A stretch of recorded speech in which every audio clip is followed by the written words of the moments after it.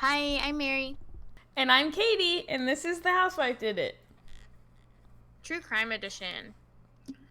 So we are going to start with some real-time true crime. Woo! That's what I've decided to name that segment. Nice.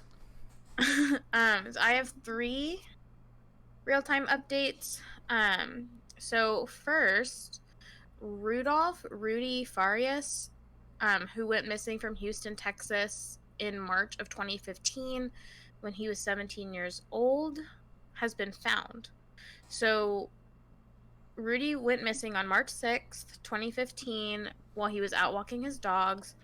Um, he was reported missing after the dogs were found, but he was not. It was unclear at the time, and still is, whether or not he left voluntarily, as he had been struggling with depression after losing his brother in a motorcycle accident. But this week, he was found unresponsive but alive outside of a church. Mm-hmm. He had cuts and bruises all over his body and what his mom notes as potential evidence of abuse. Was this Rudy still in is, Houston? Do we know? I think so, Okay. because his parents were there very quickly. Oh, okay. He is 25 now that he has been found. I do not have like a GoFundMe, but Rudy's family has very specifically asked for prayers, thoughts, good vibes to be sent their way as he recovers and as they try to figure out what he's been through in the years since he's been missing. Wow. Yeah. Next one. I thought that was crazy. Mm-hmm. Next one, crazier. Oh. This is one our dad sent in, and I think he wants us to fully cover it. Mm. But I'm gonna give it as a quick update because it has a quick update. So, a Brazilian woman named Margarita Benetti has been revealed to be the wife of Rene Benetti, who in the year 2000 was sentenced for keeping his Brazilian housekeeper enslaved in his home for nearly 2 decades. Hmm. At the time, Margarita had been indicted alongside her husband for having beaten and tormented her housekeeper for years before a neighbor helped the housekeeper to escape in 1998. However, Margarita fled to Brazil, and it's now uncovered that she has been hiding in a dilapidated home, seemingly disguising herself by covering her face in some sort of white cream or paint and wrapping her hair in headscarves. What the fuck? She has scared local children to the degree where they refer to her as the witch. Well, Yeah. she got green Now paint on her face. white paint. You said, oh, white or cream. Cream, yeah. Yeah, okay. Now that her identity has been revealed, a lot of attention has been drawn to her house. There are a lot of people out there, but she claims that she intends to stay there permanently because Brazilian laws protect her from extradition. Okay, I was gonna say, has she admitted who she is, but yeah, I guess so. Doesn't matter. Yeah. And the last update I have, Smallville actress Allison Mack, who recruited women to a cult that I could not pronounce the name of if I tried, was released from federal prison after serving 2 years out of her 3-year sentence, after she has helped prosecutors convict the cult leader of sex trafficking and other crimes. So in exchange for that, she has been released. I guess that's great, but 3 years was all she even got originally For recruiting, I guess. But I also think she was in the cult. So, yeah. I don't know. So, as promised, I have a story to tell you. With a little bit of everything. That's why you're here. Yeah. It's got a survivor. It's got a murder. It's got torture. It's got someone who would have been a serial killer. It's got the system doing the wrong thing. And it's got a happy ending. Sort of. So, we're gonna get started. Again, I'm gonna start with a content warning. I try to mention it as briefly as I can, but there will be mentions of sexual assault in this case. And with that, I will get started. Mary Vincent was born in 1963 and was one of 7 children. She grew up in Las Vegas, where her mother worked as a blackjack dealer, and her father, a former member of the military, worked a job as a mechanic. Mary was notably a great dancer and often referred to herself as a tinkerer. Oh, like just tinkered with things. Like being able to like tinker with like building and electronics and stuff. Okay. So in 1997, so this is well after the events that I'm going to tell you about tonight, she was quoted as saying, "I'd have been lead dancer at the Lido de Paris in Las Vegas, then Hawaii and Australia. I'm serious. I was really good on my feet." So she was like, she was good and she knew it. But in 1978, 15-year-old Mary's parents began going through a pretty rough divorce. In the height of the mess and the fallout from her parents' split, Mary ran away from their home and began living on the street with her boyfriend. Okay. They bounced around Berkeley, California, finding shelter in unlocked cars and basically anywhere they could comfortably stay for a night. But in September of 1978, her boyfriend was arrested for raping a teenage girl. Okay. And Not Mary. I was going to say, isn't she a teenage girl? She is. It was a different teenage girl. Okay. How old is he? I do not know. Okay.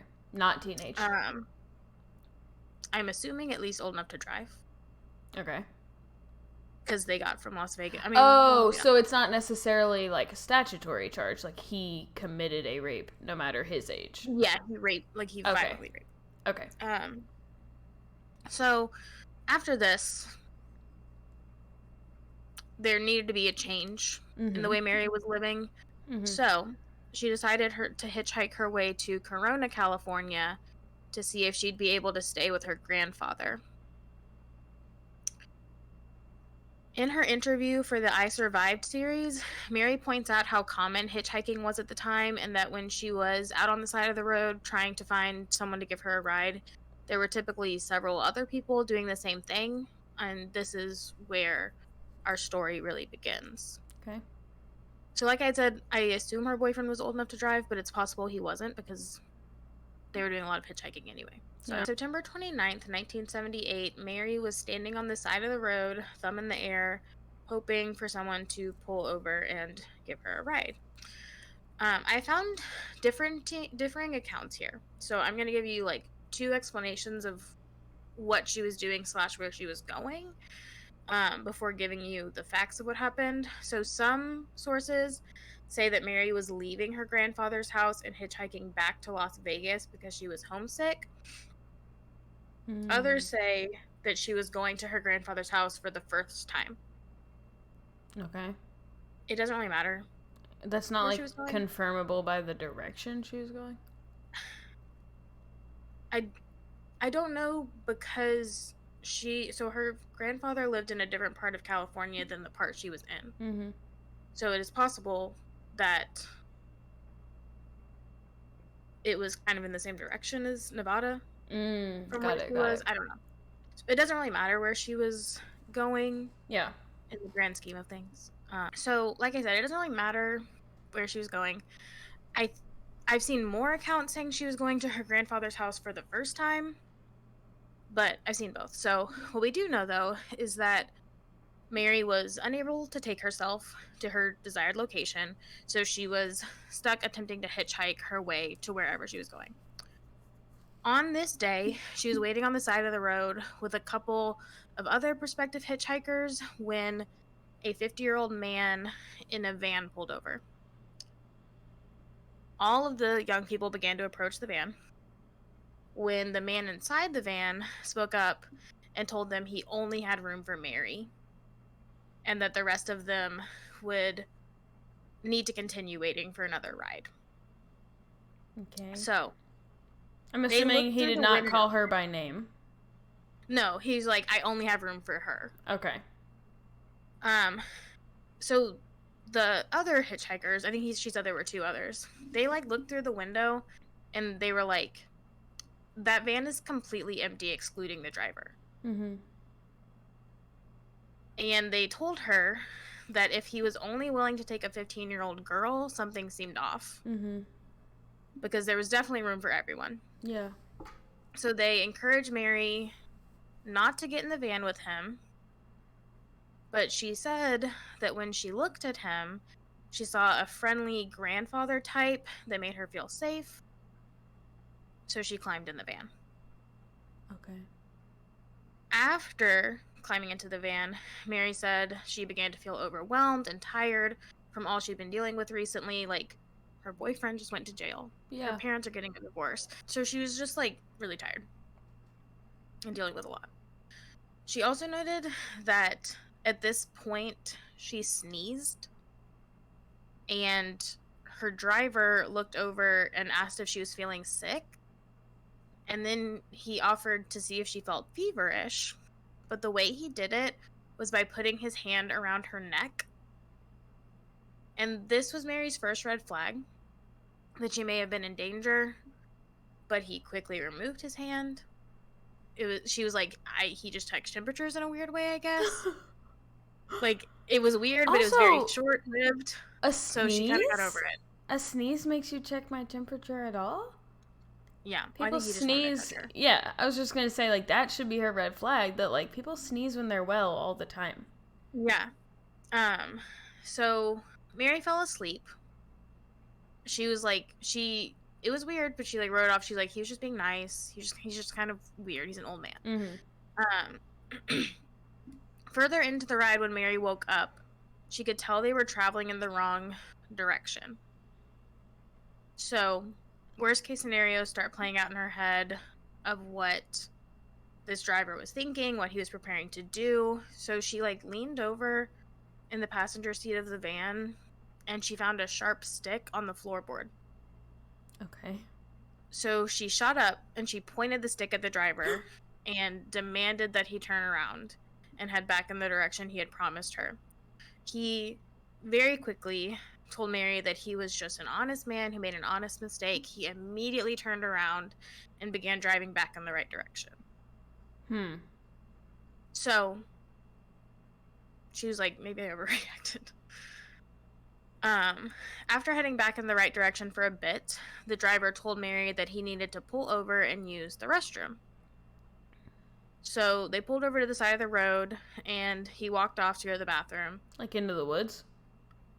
There were no woods, but like... But not like a truck stop. Like, it was like just outside. Yeah. They were like on the side of the road. He like walked off into the distance to use the bathroom so no one would see him. Mary also got out of the van, and she started stretching her legs. She had been asleep in the car for a really long time. They had gotten all disoriented. She needed to stretch her legs. And she noticed at this time that her shoe was untied. So, but still like with a little bit of a red flag in the back of her mind, she was like, if I'm going to have to outrun this man, I need my shoe tied. Right? Yes, yeah. So she leans over to tie her shoe. And as she is tying her shoe, the man comes back up behind her and hits her over the head with a sledgehammer. He just took a sledgehammer on his pee break. She didn't notice? I think he came back when she was bent over. Okay. She lost consciousness, and when she woke up again, she had been dragged to the back of the van and tied up. Okay. So, according to Mary, the man began to rape her at this time. She tried to scream. So is the van, are they just still parked in the same spot? Yes. Okay. But now they're in the back of the van. Okay. She tried to scream, and he told her that if she continued to scream, he would kill her. So, eventually, she just lay there silently, and she says that the assaults continued all through the night and did not stop until the sun came up. So, the next day, sun comes up, and Mary begs him to let her go. She begs him to put her out of her misery. She begs him to just set her free. She says, like, anything she can to get out of here. Like, I won't tell anyone.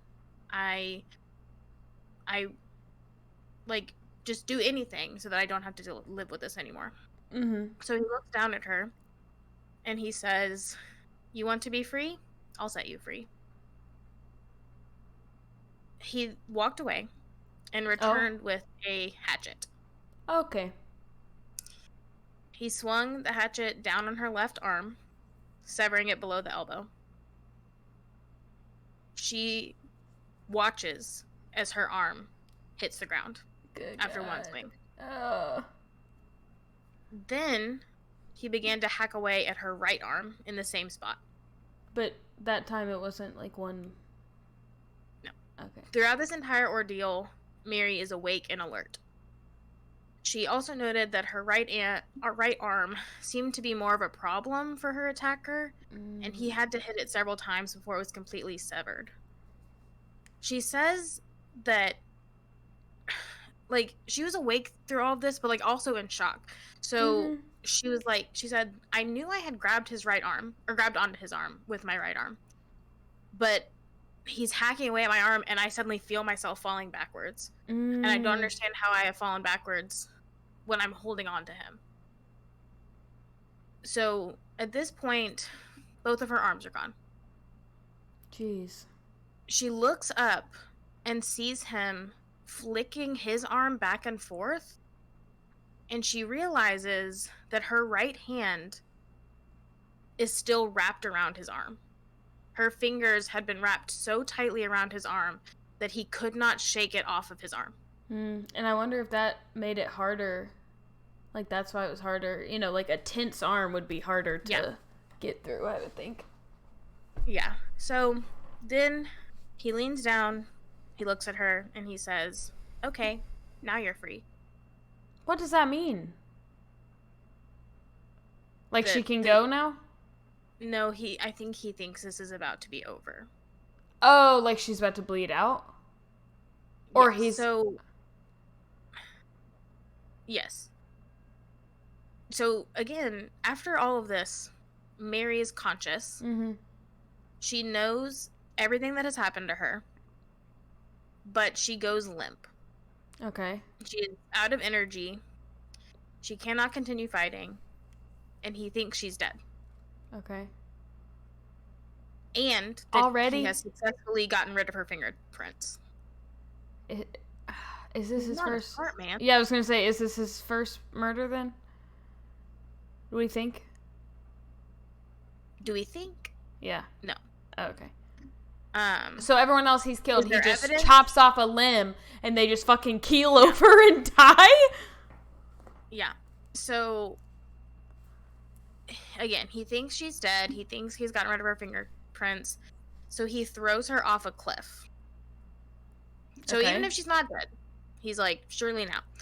She fell 30 feet and landed in a concrete culvert. Jesus Christ. Yeah. I thought you were going to say like a bush. No, concrete. Culvert.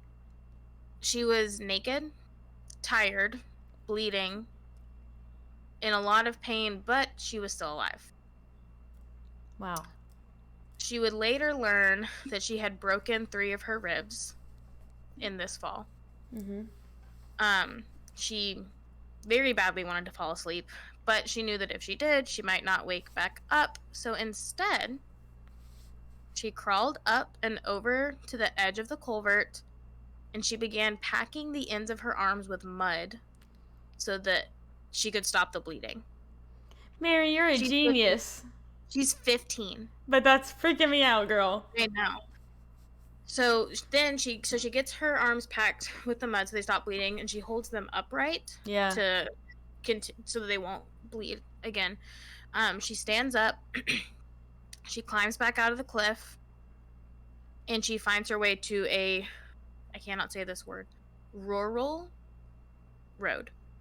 I thought it was going to be like a hard word.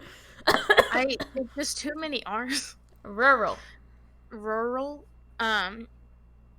The problem is actually that I think I can say that word. It just does not sound correct. Like, that should not be what the word is, in my opinion. Anyway, so she walks along the road. She is waving as cars drive by. trying to get the attention of anyone who'd be willing to give her a ride to get help. So one car drives by with 2 men inside, but as soon as they see Mary's condition, they quickly drive away. And again, on the I Survived episode that she's a part of, she says, like, I cannot blame them for not stopping for me, because imagine how scary she must have looked. She was completely naked. She was covered in blood. She was missing both of her forearms, and they had mud all over them. So she continued walking and waving, and finally another car approached. It was a young couple on their honeymoon. And once Mary was able to tell them her story, they quickly drove her to the hospital for care. Mary underwent life-saving surgery where they took parts of her leg to save her right arm, and eventually she went to physical therapy and began to use prosthetic arms. Like, within 2 weeks of this, she was using prosthetic arms successfully. That's crazy. Also, girl, you are giving them too much credit. Like, if a naked, bloody, armless girl is walking down the street waving to me, she's clearly needing something.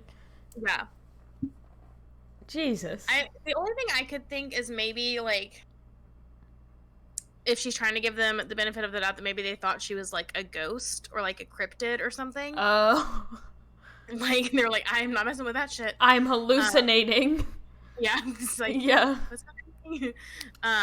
But she also refused to sleep when she first got to the hospital until she had finished working on a composite sketch with, like, a sketch artist that would later help the investigators identify the man who had left her for dead.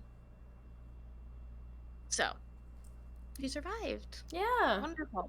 That is not the end of the story. Yeah. I was gonna say this at the top of the episode and I forgot, but I feel like as, like, I get more comfortable with this podcast, I'm, like, more willing to tell, like, I guess, darker stories. Mm-hmm. Or at least, like, stories with more graphic details. Mm-hmm. But I feel like also I really like the story because, like, how amazing is she? Yeah.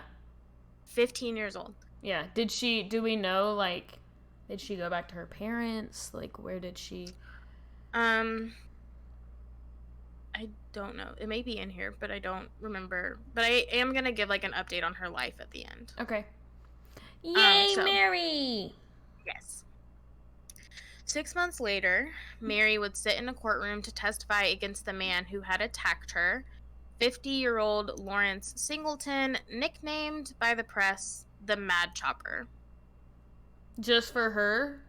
Yes. Okay.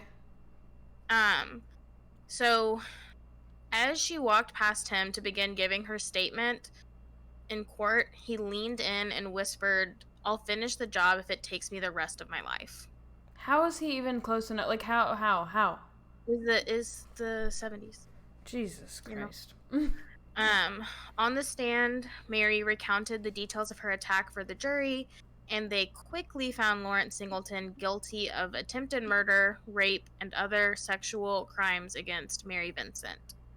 He was sentenced to the maximum prison sentence allowed, which was 14 years.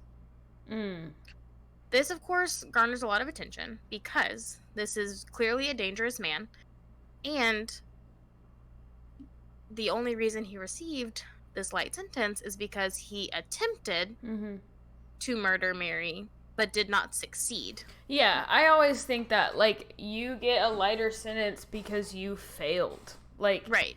And also, like, there was no, you know, like, if you attempt to murder someone and you, I don't know, beat the shit out of them, but then you just, like, leave them out in public and they happen to live, but it's like, oh, you could have punched them more and they could have died, so only an attempted murder charge.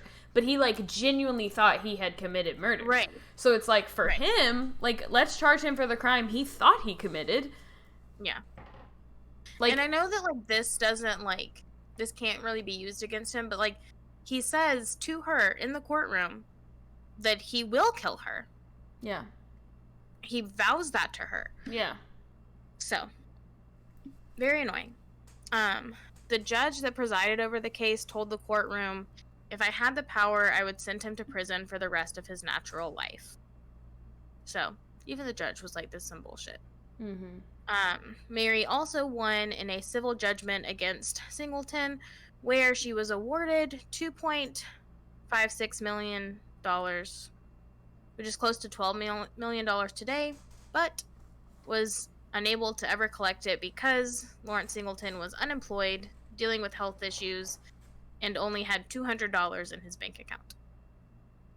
I also don't get that. Like, I don't. Yeah, how are you not, like, any money he gets from here on out needs to go to her. Also, There. like, I know this doesn't make sense because it's got to come from the person who committed the crime, but, like, whatever legal settlement that you come to, like, that money needs to come from somewhere. Like, whether that's coming from, like, the state or, like, you know. The point? Yeah. Or some. Yeah, I don't get it. Yeah, weird. So, even with the frustration this caused, Singleton was released after just 8 years. So he was released 6 years early for good behavior. Great. And for working as a teaching assistant in a prison classroom. Nice. This obviously filled Mary with fear, as he had assured her he would not rest until he had killed her. Yeah. It also filled the public with rage, and soon the Singleton Bill was drafted up, which would stop the early release of anyone who commits a crime of torture and helped raise the minimum sentence of a crime involving torture to 25 years. Nice. Which is great, yeah. Yeah. So. Is that in California? Then? This all happened in California still? Yeah. Okay. When he got out, Singleton had to serve a year of parole in Contra Costa County, California. However, this is my favorite part of this story. Oh, God. It goes downhill again from here, but this is wonderful. When authorities tried to find a place for him to live in the Bay Area, angry crowds accompanied by a chapter of the Guardian Angels picketed this location he was supposed to live in until they had driven him away. Nice. Then, authorities tried to find a place for Singleton in Rodeo, about 25 miles northeast of San Francisco, and again, they were met with protests until officers were forced to move Singleton from his hotel under an armed guard. Nice. The same thing happened when he tried to move into a housing facility across from Concord City Hall.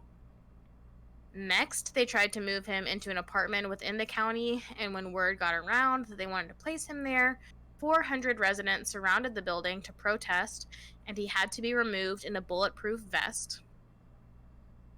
So, good job, everyone.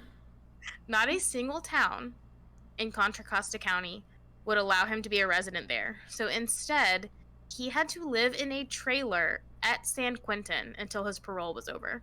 Wow. I know. Well, even when his parole's over, like, they're still not going to want him anywhere near them. Yeah. Yeah.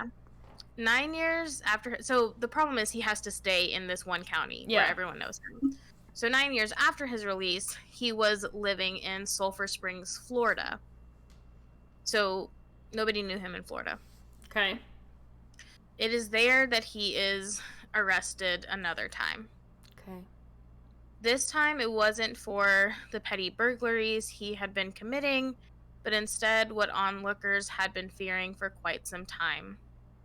Lawrence Singleton was arrested for murdering a 31-year-old mother of 3 named Roxanne Hayes. So now I'm going to tell you her story. Okay. Roxanne Hayes was born in either 1965 or 1966. I don't know which one. Okay. Because she is very sparsely reported on. Okay. By all accounts, she did not have an easy go at life, but was a hardworking, dedicated, hopeful person who gave her best to everyone she cared for. As a child, it's reported that Roxanne suffered abuse by her grandfather. After graduating from Hillsborough High School in 1984, Roxanne gave birth to her first child, a daughter named Akina. In June of 1986, Roxanne was charged with possession after developing an addiction to cocaine. She was released from prison also in 1986 with a 3-year-old daughter to take care of. So it was difficult for Roxanne to find a job. She was able to start one job as a bookkeeper, but when her employer began to sexually harass her, she quit. Which, like, good for her, but that she couldn't find another job, which sucks. Yeah. So after this job, she continued to struggle to find a place to work due to her history of incarceration. In 1988, Roxanne met Clifford Tyson at the end of East Hillsborough Avenue, where Roxanne had been working. Clifford offered to give her a ride, and she fell asleep in his car. When she woke up, they talked about her daughter and her life experiences, and Clifford offered to take her to his sister's house for a place to stay. She slept there for a couple of days, and before she knew it, the two had fallen in love. Where's her daughter while she's staying there? I think... I don't know, actually. I'm not gonna lie. I don't know. Okay.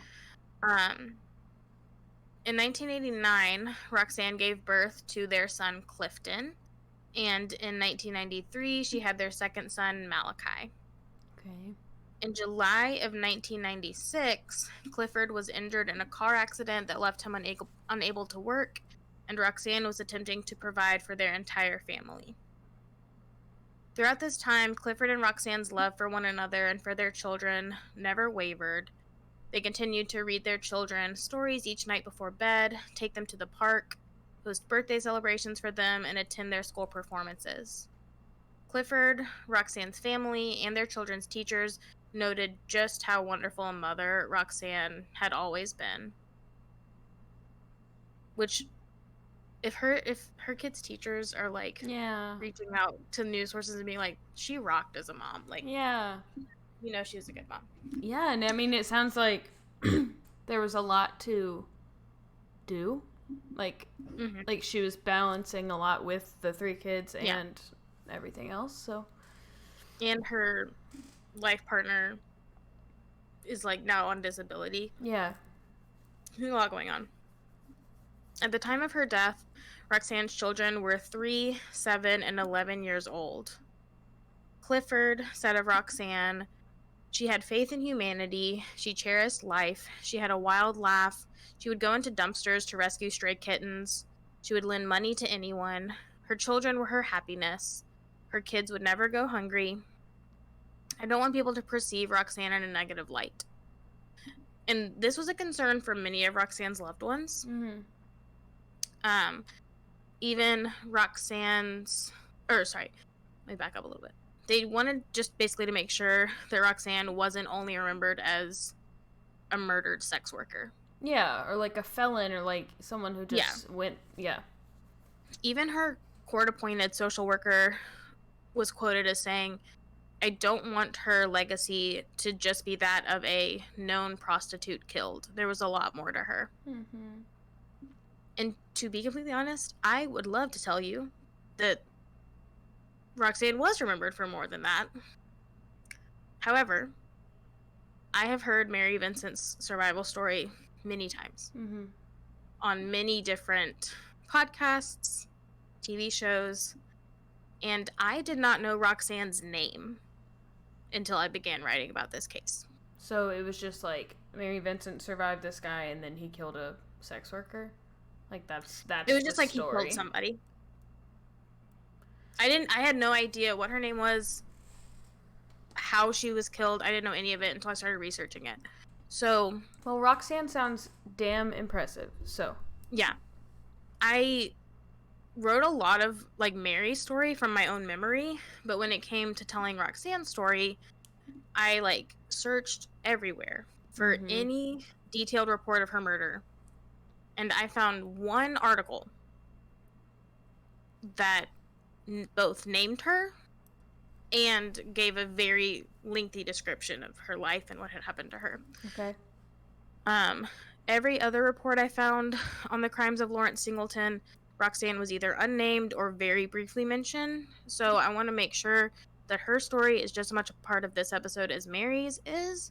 So I'm going to tell you exactly what happened to her. So, like I said, I found a Medium article. This is the only article I found that was like worth anything for this. It was a Medium article by Rivy Lyon entitled The Untold Story of Roxanne Hayes, A Life Cut Short by the Mad Chopper Killer, that seems to contain the most details. But even this article, like, the way, and you'll see when I tell it, but kind of the way you have to tell the story, you have to kind of include some of the lies Lawrence Singleton tells about her. Okay. In trial, because unfortunately, he was the only witness to the event except for Roxanne.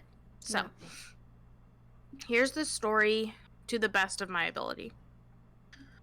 On February 19th, 1997, a house painter and neighbor of Lawrence Singleton called the police after hearing screams coming from his house to let them know that through the window of Singleton's home, he could see a naked man covered in blood repeatedly stabbing a woman on his living room sofa.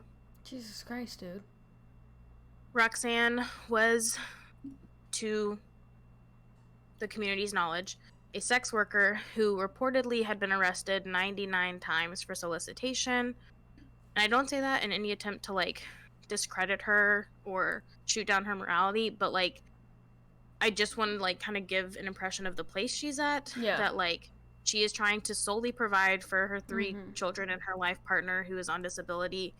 And even with having been arrested for this, like, she really does not have a choice. Right. But to do whatever she can to get money for her family. Yeah.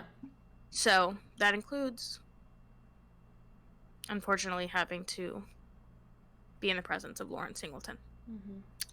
So on this night, she had agreed to meet with Singleton in his home, where he intended to give her $20 in exchange for oral sex. As Roxanne was preparing to leave and catch a cab, Singleton accused her of stealing his wallet and became violent with her.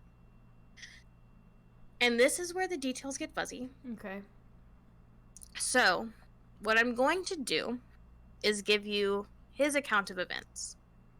Okay. Because there have to be, like, some truths in there in order for his story to line up with what the police found. Okay. So, but keep in mind, almost all of this is untrue. So I'm going to tell you his account of events and then pull out these small snippets of, like, what we know for sure happened. Okay. So, according to Singleton, he was already drunk, over-medicated, and feeling depressed that night. So when he thought he saw Roxanne grab his wallet, he fought to get it back. According to Singleton, this is when Roxanne picked up a knife that he regularly kept on his living room table because he liked to watch TV while chopping vegetables to prepare for dinner. What? He could have just said, I keep it there in case someone breaks in. He says that this is where he chops his vegetables for dinner each night so that he can watch TV while he does it. And so he left it there, per usual, and she grabbed it.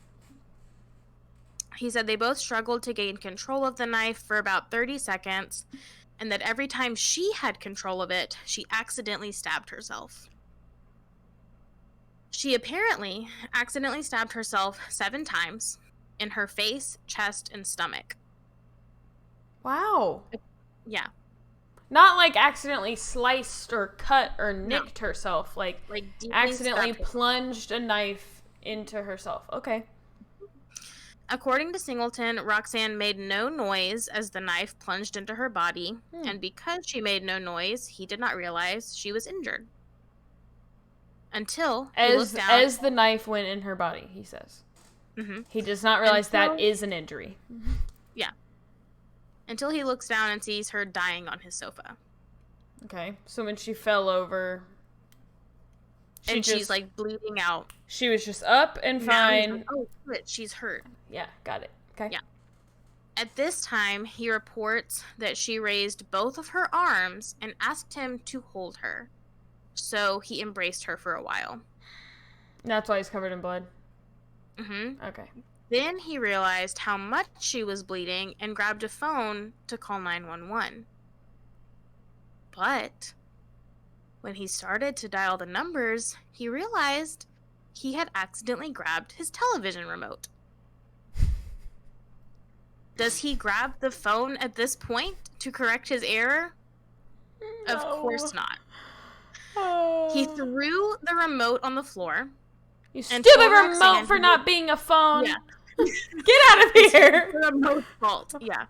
And he tells Roxanne he will get her to the hospital. Okay. So he scooped her up and began to walk her to the door, but he's old as shit, and his knee buckled, and they fell on the floor of his dining room. He is also fat, so I imagine this was not good for the condition Roxanne was in.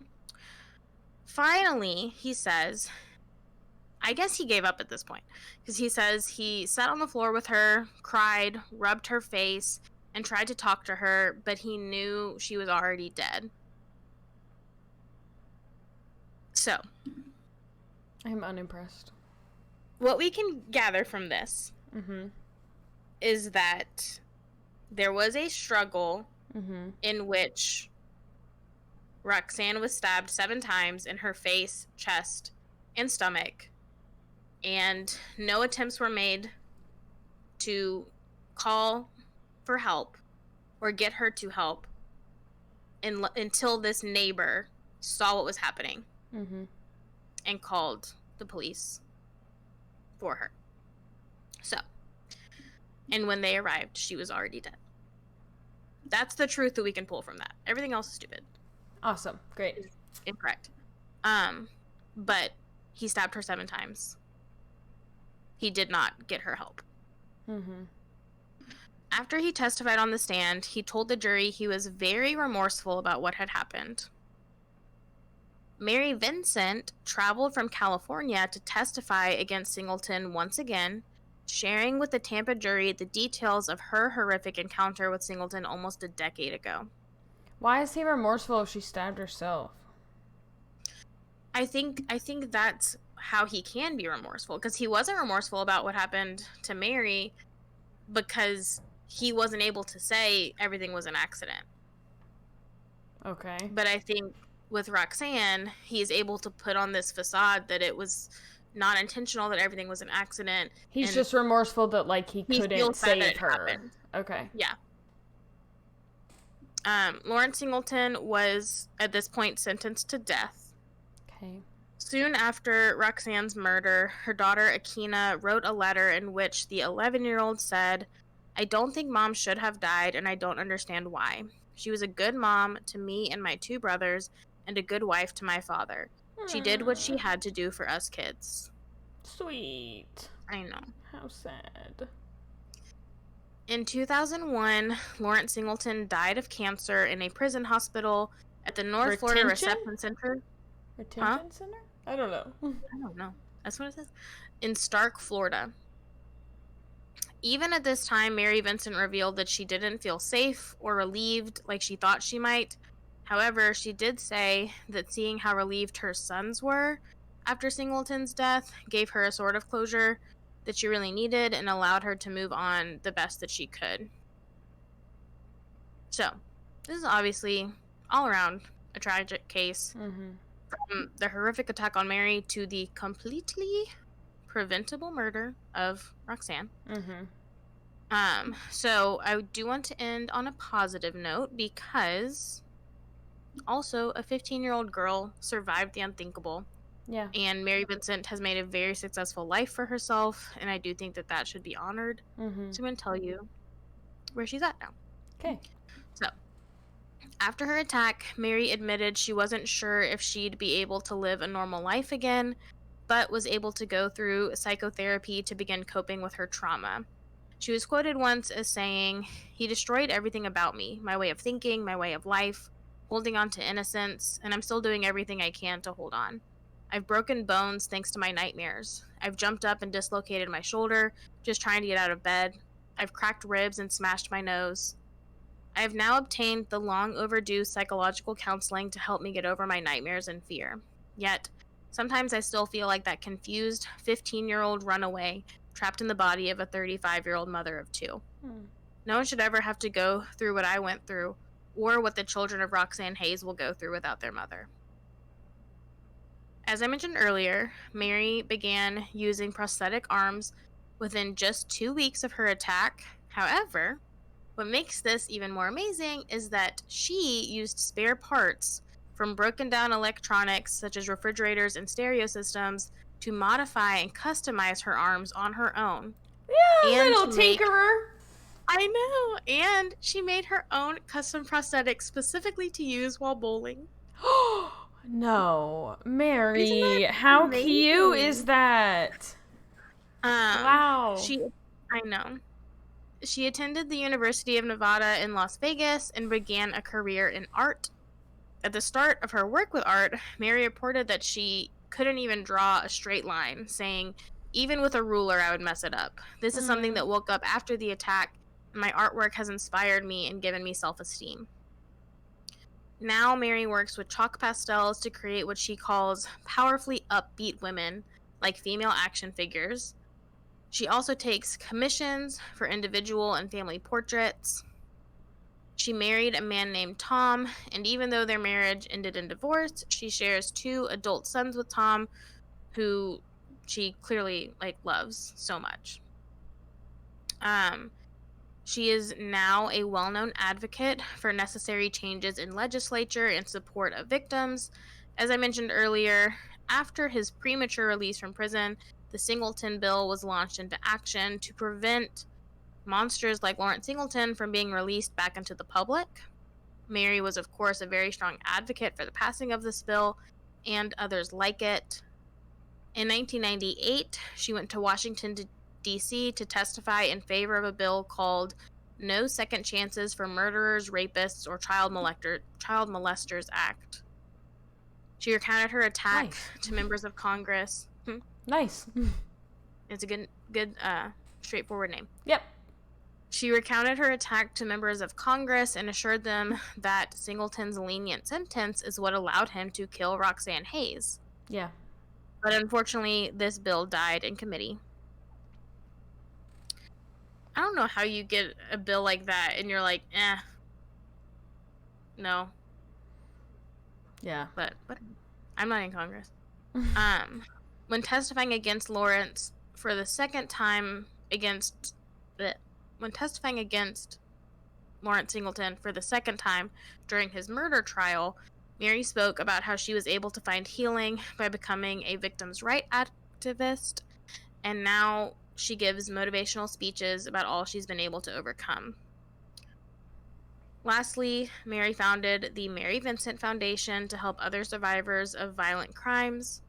And much like the self-assured women we see depicted in Mary's art, she has always been a fighter for herself and for anyone who needs one. Very nice. The end. Yeah, I think important to know that Roxanne probably would have been just as impressive. Yeah, I agree. I found it's very hard, like I said, to find any information about Roxanne. It's also hard to find pictures of her.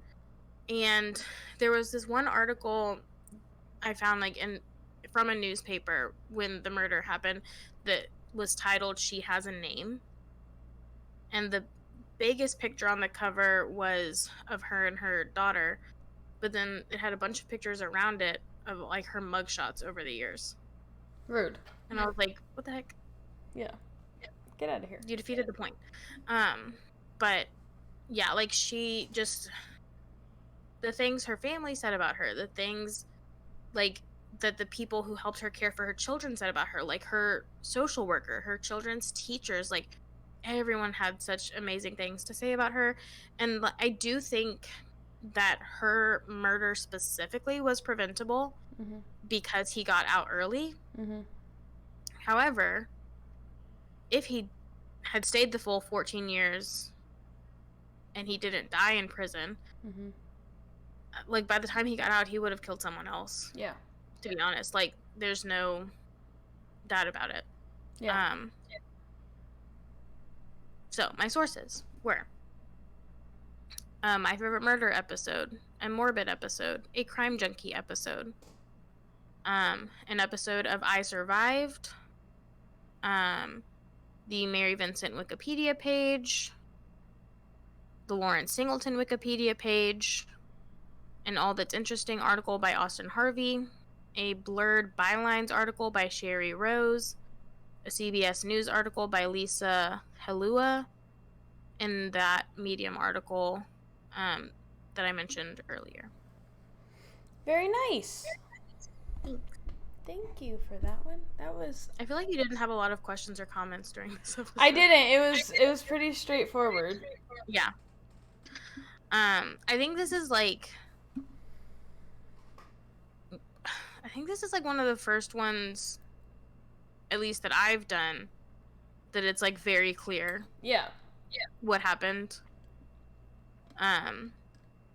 But yeah, I just like every time I hear Mary Vincent's story, I'm like, that's crazy. Like, I cannot believe, like, I at 26 would not have had the strength to make it through that. No. But then I also think, especially as I was researching it, like, once I realized, like, I've heard this story and I know he killed someone, but I don't know what happened to her or who she was. So while, like I said, I have heard Mary Vincent's story on 3 major true crime podcasts, on a TV show, Roxanne Hayes' story is very unknown and underreported on. So even if you have heard Mary Vincent's story, I hope that that was new. Like, that neighbor could have saved, like, a lot of people. Like, who knows how many other people past her could have been killed. We talked about 2 men drove by Mary and, like, thought she looked scary. Like, imagine how scary that was for that neighbor. And also, like, at that point, he knew who that man was.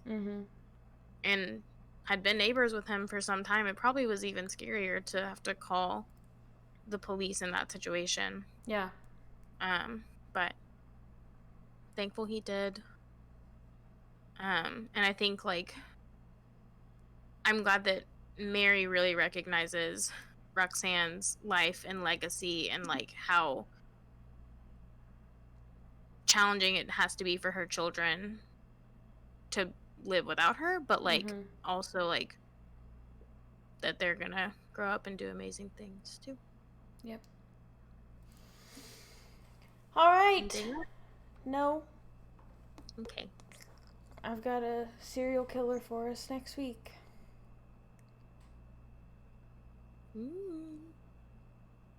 Have we done a serial killer yet?